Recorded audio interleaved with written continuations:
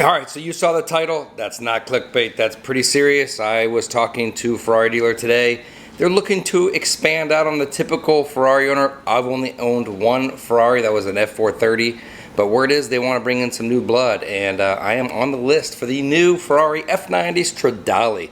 And of course, everyone saw this car come out today. Pretty amazing, I gotta admit. It's an amazing hybrid supercar. I always thought my first hybrid supercar was going to be the Nissan GTR, but I don't know what happened. It's been like 10 years. Rumors of the hybrid GTR came and gone. I haven't heard anything about that. Was probably going to be a little more affordable than this Ferrari. Word is it's going to be starting at around $600,000 up to about $800,000. Not sure if it's going to be super limited or not. I've actually gotten a ton of instant messages and DMs today asking about this car. Oh, Brooks, what do you think it's going to run in the quarter mile? Do you think it's going to beat the Tesla Roadster? Do you think it's going to beat that? You think it's going to beat this?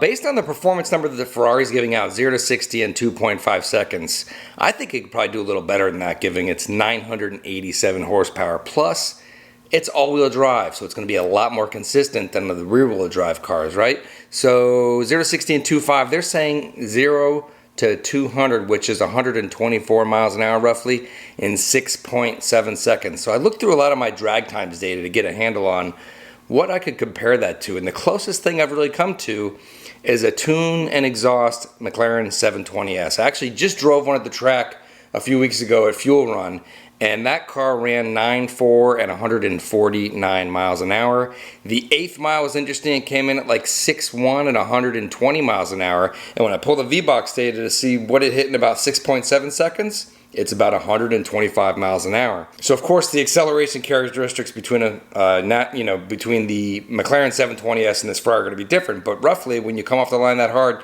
you get that kind of speed going.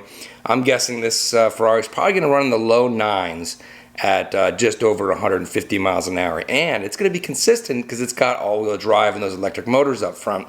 So sometimes the McLarens, they spin this, that, whatever, you don't get traction. This all-wheel drive is going to be a huge advantage for this Ferrari. So on to some of the interesting specs. It's got the V8 twin turbo making 780 horsepower, and then the electric hybrid motor powers add another 220 horsepower. That comes up with about 987 horsepower. They're calling it the 1,000 horsepower car.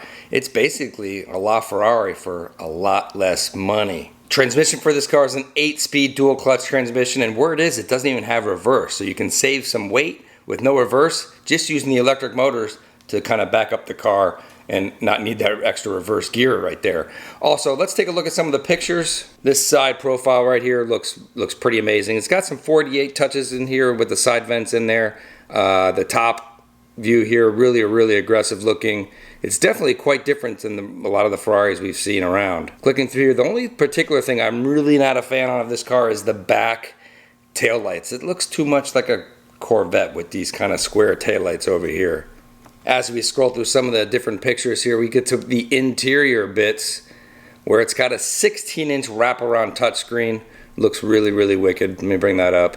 Other interesting specs on the new Ferrari is that it does have an all-electric mode. It can go about 16 miles before it needs to recharge, and it's actually a plug-in hybrid. You can plug the Ferrari into your wall to charge it up, and as well as when you're driving, the V8 twin turbo acts as a generator to add some juice to the batteries as well.